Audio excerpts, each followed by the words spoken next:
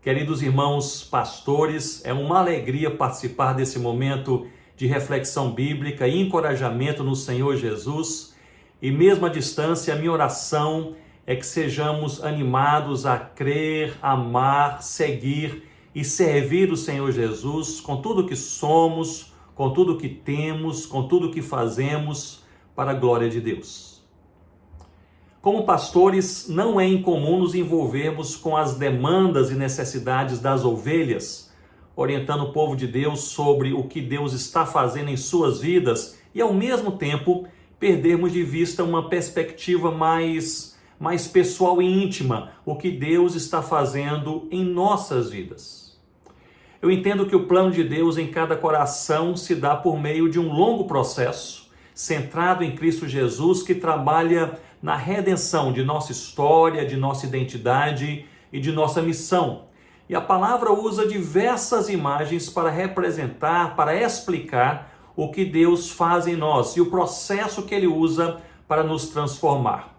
E uma dessas imagens é a imagem do vaso nas mãos do oleiro. É uma imagem belíssima, belíssima. Bem, eu sempre me interessei pela olaria, pois a dinâmica de ver o barro em estado natural sendo transformado em algo tão belo como o vaso sempre me fascinou. E na roda do oleiro há alguns elementos que não podem faltar. Um deles é o barro, retirado de barreiros, limpo e posto sobre aquela roda. O outro é a água, que derramada na quantidade certa e no momento certo, amolece o barro o suficiente para que ele seja transformado em um vaso. E o terceiro é o próprio oleiro, mais precisamente as suas mãos, que seguram, amassam, constroem, modelam o barro, transformando o barro em algo mais. Em Jeremias capítulo 18, nós lemos que Deus, ele revela ao profeta o seu desejo de trabalhar na vida do povo a partir dessa figura. O profeta ouve do Senhor, logo no verso 6, como barro nas mãos do oleiro, assim sois vós em minhas mãos, ó casa de Israel. Que linda cena! Deus ocupado conosco. Nós somos alvos de sua atenção e trabalho desde a primeira vez que Ele pôs as mãos literalmente no barro para criar o nosso pai Adão. Nós estamos nas mãos do oleiro.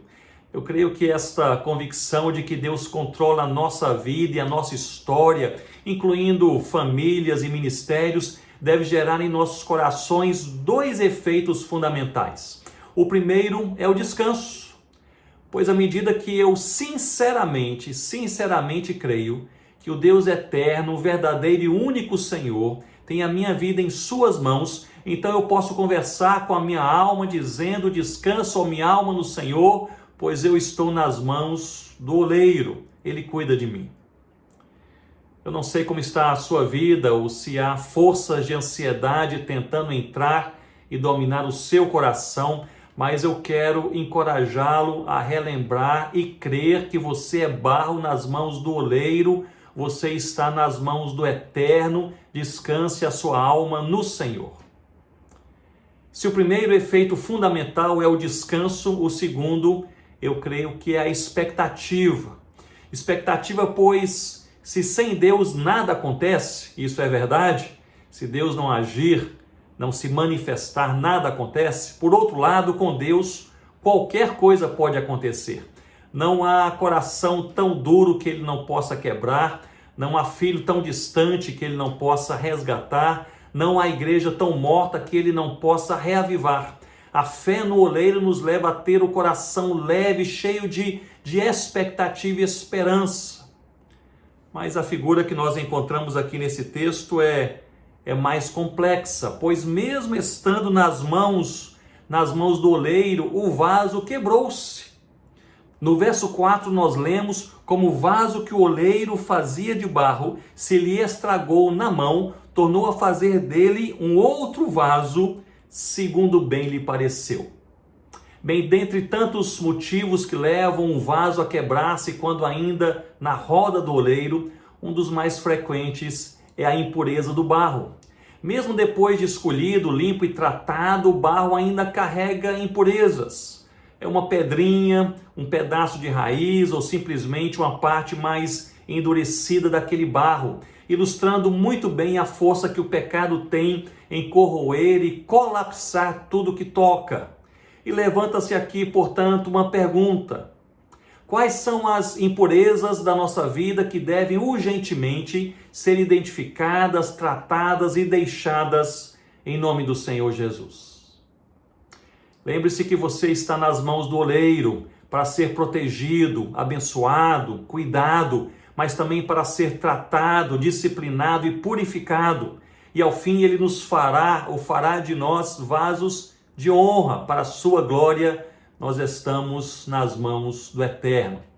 Mas o texto traz uma frase fantástica, definidora de nossas vidas, que eu gostaria de deixar de forma especial para vocês nessa reflexão.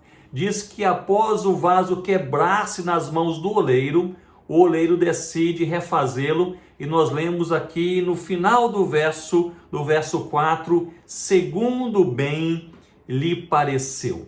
Eu amo essa sentença, segundo bem lhe pareceu. Eu creio que essa frase deve apontar para a gratidão, o quebrantamento e a obediência. Gratidão, pois, é o imperativo da graça de Deus que nos molda, não desiste de nós e insiste em nos tornar um vaso de honra. Estamos em boas mãos, louvado seja Deus, pois nada pode nos retirar de suas mãos.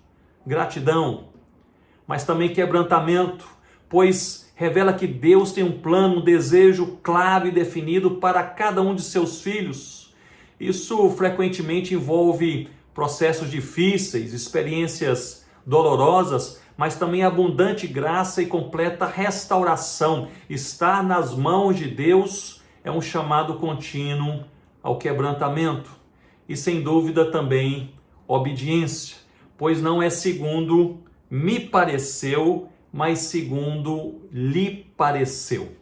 É a vontade do Senhor, não a nossa.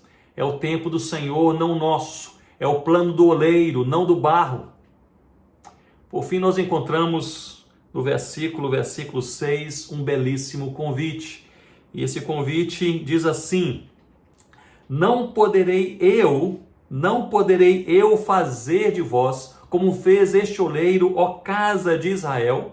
Diz o Senhor: como o barro na mão do oleiro, assim sois vós na minha mão, ó casa de Israel.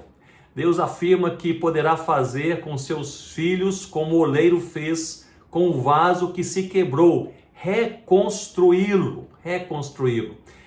É um convite à fé, é um convite para que o barro creia no oleiro. Meus irmãos, não somos chamados para trabalhar o barro, para escolher seu formato e nem mesmo para purificá-lo. Nós somos chamados a crer. E é nessa jornada de fé que, mesmo sendo amassados ou até mesmo pisados, nós podemos olhar para o Altíssimo dizendo: louvado seja o teu nome, porque não desistiu de mim. E em alegre adoração nós podemos concluir: obrigado pelo que o Senhor tem feito, porque o Senhor tem feito como bem lhe pareceu em minha vida. Eu entendo que essas verdades bíblicas tão claras devem nos lançar alguns desafios também como pastores e líderes. E eu gostaria de deixar com vocês, se me permitem, quatro conselhos. O primeiro é abraçar o contentamento. Encha seus pensamentos, palavras e ações com o contentamento em Deus. Aquilo que falamos e como falamos é um termômetro da nossa espiritualidade. Cuidado com as palavras agressivas, rancorosas, amargas, ingratas. Encha sua casa, sua igreja, seus sermões com palavras de contentamento. O que Deus fez, o que Deus está fazendo, o que Deus ainda fará por nós, supera qualquer momentânea angústia ou desafio na nossa vida. Contentamento. O segundo conselho que eu gostaria de deixar com vocês fujam de qualquer competição. Estamos todos na mesma roda, a roda do oleiro. Somos todos igualmente vasos em construção. olhe menos para os ministérios ao seu redor e olhe mais para aquilo que Deus colocou em suas mãos e seja grato por isso. Não se compare a outros ministérios, a outros pregadores, a pessoas que têm outros dons, que têm outras oportunidades. A sua referência de comparação não são os homens, mas Cristo. Portanto, seja imitador de Cristo e não abrace um espírito de competição com ninguém. Fuja da competição. O terceiro conselho que eu gostaria de deixar é: pregue para o seu próprio coração. Como pregadores, nós pregamos para outros em diversos contextos, mas jamais devemos esquecer de pregar para os nossos próprios corações, em nossa própria vida, em nosso próprio contexto. Antes de subir em um púlpito, pregue aquele sermão com autoridade, com oração e com expectativa para o seu coração. O quarto conselho é ter cuidado com as reações. Líderes maduros normalmente erram menos nas ações, pois são experimentados e cuidadosos com o que fazem, mas tendem a errar mais nas suas reações. Cuidado com as armadilhas do diabo. Não reaja rapidamente, não se defenda, não retribua o mal com o mal, não critique, não acuse. Cuidado com as redes sociais e os grupos, especialmente quando provocado. Fale menos e ore mais, dependa de Cristo. Descanse em Cristo e coloque suas reações, especialmente quando incomodado, criticado ou provocado, perante Cristo. Que Deus nos abençoe e faça em nossas vidas segundo o bem lhe pareceu, para a sua glória e para a nossa paz, em nome do Senhor Jesus. Um abraço, meus irmãos.